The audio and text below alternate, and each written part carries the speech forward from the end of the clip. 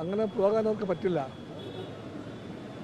കേരളത്തിനെ മദ്യത്തിൽ മുക്കിത്താഴ്ത്തുന്ന ദൈവമായിട്ട് പോകാൻ അവർ തയ്യാറായാൽ അതിരൂക്ഷമായിട്ടുള്ള എതിർപ്പുണ്ടാകും അവർക്ക്. കമ്മ്യൂണിസ്റ്റ് പാർട്ടി ആ എതിർപ്പിൻ്റെ മുമ്പന്തിയിലുണ്ടാകും. അതുകൊണ്ട് ആരോടും ചോദിക്കാതെ ആരെയും അറിയിക്കാതെ മദ്യലോബിക്ക് വേണ്ടിയുള്ള ഈ നീക്കത്തിൽ നിന്ന് ഗവൺമെൻറ് പിന്മാറിയാൽ നല്ലതാണ് അവർക്ക്. അല്ല, മദ്യലോബിയുമായിട്ട് ഇത്ര വലിയൊരു അഭേദ്യ ബന്ധമുണ്ടെങ്കിൽ അതിൻ്റെ ഭാഗമായിട്ടാണ് പുതിയ നിർദ്ദേശമെങ്കിൽ ഉറപ്പായിട്ടും ഞങ്ങൾ പറയുന്നു, സതീശൻ്റെ എല്ലാ തെറ്റുകളും വഞ്ചനകളും തുറന്നു കാണിക്കപ്പെടും. ആർക്ക് വേണ്ടി മദ്യം ഉണ്ടായതിപ്പോൾ LDFിൻ്റെ നിലപാട് നല്ലായിരുന്നു. LDF പഴം പച്ചക്കറി കൃഷിക്കാരെ രക്ഷിക്കാൻ വേണ്ടി പച്ചക്കറികളും പഴങ്ങളും ആശ്രയിച്ചുകൊണ്ടുള്ള ഒരു വീര്യം കുറഞ്ഞ മദ്യത്തെപ്പറ്റി ആലോചിച്ചിട്ടുണ്ടായിരുന്നു. അതിൻ്റെ മറപറ്റിക്കൊണ്ട് സ്പിരിറ്റ് ബേസ്ഡ് ആയിട്ടുള്ള മദ്യം ഉണ്ടാക്കി നിർബാധം വിറ്റ് മദ്യലോബിക്കും മദ്യക്കൊള്ളക്കാർക്കും അവസരമൊരുക്കി ഈ കേരളത്തെ മദ്യത്തിൻ്റെ ഒരു കുത്തൊഴുക്കിൻ്റെ രംഗമാക്കി മാറ്റാൻ വന്നാൽ ഉറപ്പായും പറയുന്നു അവർക്ക് പിന്നോട്ട് പോകേണ്ടി വരും. ജനങ്ങൾ സമ്മതിക്കില്ല.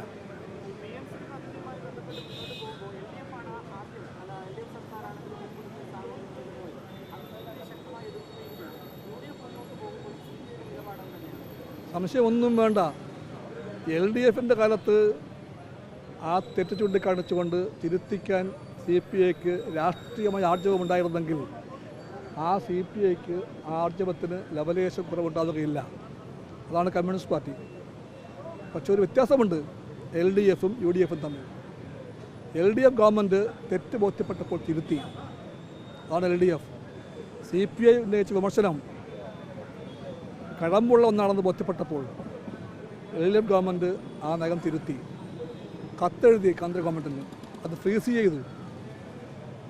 അതാണ് LDF. ഇവരോ അന്ന് ഞങ്ങളെ മുച്ചൂടും ചീത്ത വിളിച്ചവർ, LDFിനെ ഗവൺമെൻറ്റിനെ എല്ലാം തള്ളിപ്പറഞ്ഞവർ ഇപ്പം എന്താ ചെയ്യുന്നവർ? അവരിപ്പം നാണവും മാനവും വിടും ഞാൻ വഴിക്ക് പോവുകയാണ്.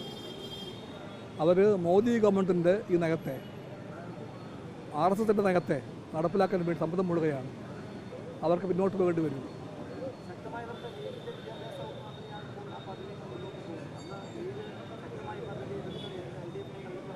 ഇവിടെ ഇപ്പോഴും ഉണ്ട് അറബിക്കടൽ. ഇപ്പോൾ ഉണ്ട്, ഇവിടെ അടുത്താണ്. അറബിക്കടലിലേക്ക് ഇതിനെ മുക്കി താഴ്ത്തുമെന്ന് പറഞ്ഞവരുണ്ട് ഈ ഗവൺമെൻറ്റിനകത്ത്. ഞങ്ങളോട് കൂടെ വരെ അവരുടെ കൂടെ ഈ ഭ്രാന്ത് പിടിച്ച കാര്യപരിപാടി, ആരുടെ കാര്യപരിപാടി? RSSൻ്റെ ആ പരിപാടിയെ അറബിക്കടലിലേക്ക് അറിയാൻ വേണ്ടി അവർ വരുമെങ്കിൽ ഞങ്ങളും കൂടെ വരാം. പക്ഷെ ഒരു വരണം. അല്ലാതെ കോൺഗ്രസ് കൽപ്പിക്കുമ്പോൾ കവാത്ത് പറക്കാൻ പാടില്ല. ലീഗ് കവാത്ത് മറന്നുപോയി.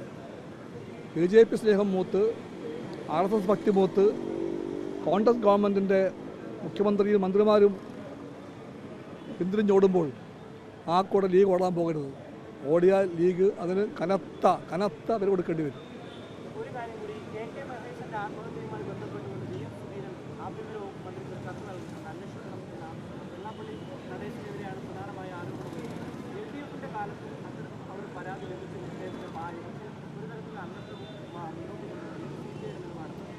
CPI ഒരിക്കലും LDFിൻ്റെയോ ഇടതുപക്ഷ ആശയത്തിൻ്റെയോ സംരക്ഷകനായിട്ട് വെള്ളാപ്പള്ളിയെ കണ്ടിട്ടില്ല, കാണുകയുമില്ല.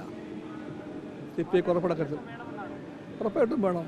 വെള്ളാപ്പള്ളിയുടെ ഇടം കൈയും വലം കൈയും എല്ലാമായിരുന്ന ഒരാൾ ആത്മഹത്യ ചെയ്തു. ആത്മഹത്യക്കുറിപ്പുണ്ട്. ആ കുറിപ്പിൽ മഹേശൻ്റെ നിലപാടുകളും എല്ലാം അതിൽ പറയുന്നുണ്ട്. വിമർശനം പറയുന്നുണ്ട്, ആരോപണമുണ്ട്. അതിലെല്ലാം പറയുന്നുണ്ട് കുറ്റവാളി ആരാണെന്ന് പറയുന്നുണ്ട്. ആ കുറ്റവാളിയെ രക്ഷിക്കാൻ ഞങ്ങളുണ്ടായിട്ടില്ല, ഉണ്ടാവുകയുമില്ല. പക്ഷേ UDF വ്യക്തമാക്കണം. ഒന്നുകൂടെ പറയാം, കരിമണൽ, മദ്യം, ഈ വിഷയങ്ങളിൽ ഞങ്ങൾ CPI സുധീർണമായി ചേർന്നുകൊണ്ട് പോലും സമരരംഗത്തുണ്ടാകും. കുറഞ്ഞ മദ്യവിൽപ്പന അത് നികുതി ഇളവ് വരുത്തിയത് മുഖ്യമന്ത്രി വകുപ്പ് മന്ത്രി പോലും അറിയാതെയാണ്. ഇത് പല ഘട്ടങ്ങളിലായിട്ട് മുഖ്യമന്ത്രി ചുമതലയേറ്റതിനു ശേഷം വകുപ്പ് മന്ത്രിയോട് പല കാര്യങ്ങളിലും കൂടിയാലോചന ഇല്ലാതെ തീരുമാനമെടുക്കുന്ന ആക്ഷേപമുണ്ട്. സാങ്കേതികമായിട്ട് ഇതെല്ലാം ബിസിനസ് റൂൾസിൻ്റെ ലംഘനമാണ്. വകുപ്പിൻ്റെ മന്ത്രി അറിയണം, ആ വകുപ്പ് അറിയണം. അതൊന്നുമില്ലാതെ മുഖ്യമന്ത്രിക്ക് തനിഷ്ടം പോലെ പോകാൻ സമ്മതം മൂടുന്നില്ല നിയമങ്ങളൊന്നും. എന്നാലും സതീശന് വാശിയുണ്ടെങ്കിൽ നമുക്കറിയാൻ അവകാശമുണ്ട് എന്തുകൊണ്ടാണ് ആ വാശി, ആരാണ് എൻ്റെ പുറകിൽ, ആരാണ് ഏത് ലോബിക്ക് വേണ്ടിയാണ് ഈ നയത്തിന് വേണ്ടി സമ്മതം മൂടാൻ പ്രേരിപ്പിച്ചത്. അതെല്ലാം ഒറ്റ ആൾക്ക് അറിയാവുള്ളൂ, അത് മുഖ്യമന്ത്രിയാണ്. അത് അറിയില്ല എക്സൈസ് മന്ത്രിക്ക്, അറിയില്ല ആഭ്യന്തരമന്ത്രിക്ക്, അറിയില്ല വേറെ ആർക്കും, ഒറ്റ ആൾക്ക് അറിയാവൂ. ഈ ഒരാൾ മദ്യം, കരിമണൽ, PMC എല്ലാത്തിലും ആ ഒറ്റ ആൾ എത്ര വേഗമാണ് BJPയുടെ RSSൻ്റെ എല്ലാം ബന്ധുവായി മാറുന്നത്. പണ്ടേ ബന്ധുവാണ്, ആ ബന്ധത്തിൻ്റെ എല്ലാം മറയും ഇപ്പോൾ ഒഴിവാക്കപ്പെട്ടിരിക്കുന്നു. ഇവിടെ എല്ലാം നടന്ന് പ്രസംഗിച്ചില്ലേ, ആ പ്രസംഗമെല്ലാം പാഴ്വാക്കായിരുന്നു, കാപട്യമായിരുന്നു. ഈ വകുപ്പ് മന്ത്രി അറിയാതെയാണ് ഈ കർണാടകയിലെ ബക്കാടി എന്ന കമ്പനിക്ക് വേണ്ടി ഇത്തരത്തിൽ ഇളവ് വരുത്തിയിരിക്കുന്നത്. ബക്കാടി എന്ന കമ്പനിയെ പറ്റി കുറച്ചറിയാം നാട്ടുകാർക്ക്. ആ കമ്പനി ആരാണെന്നും അറിയാം നാട്ടുകാർക്ക്. ആ കമ്പനിയും കർണാടകത്തിലെ കോൺഗ്രസ് ബന്ധവും എല്ലാവർക്കും അറിയാം. ഇവിടുത്തെ മുഖ്യമന്ത്രിയായിട്ട് സ്ഥാനമേൽക്കും മുമ്പ്, സ്ഥാനമേൽക്കാനിരിക്കെ ആരാരും അറിയാതെ ചാർട്ടേഡ് ഫ്ലൈറ്റിൽ അദാനി കമ്പനിക്കാരെയും കൂട്ടി ഇതേ മുഖ്യമന്ത്രി, നിയുക്ത മുഖ്യമന്ത്രി ആയിരിക്കെ എന്തിനു വേണ്ടി അങ്ങോട്ട് പോയി എന്നും നമുക്കറിയണം. അപ്പോൾ ഇതെല്ലാം കൂടി കൂട്ടി വായിച്ചാൽ ഉത്തരം കിട്ടും.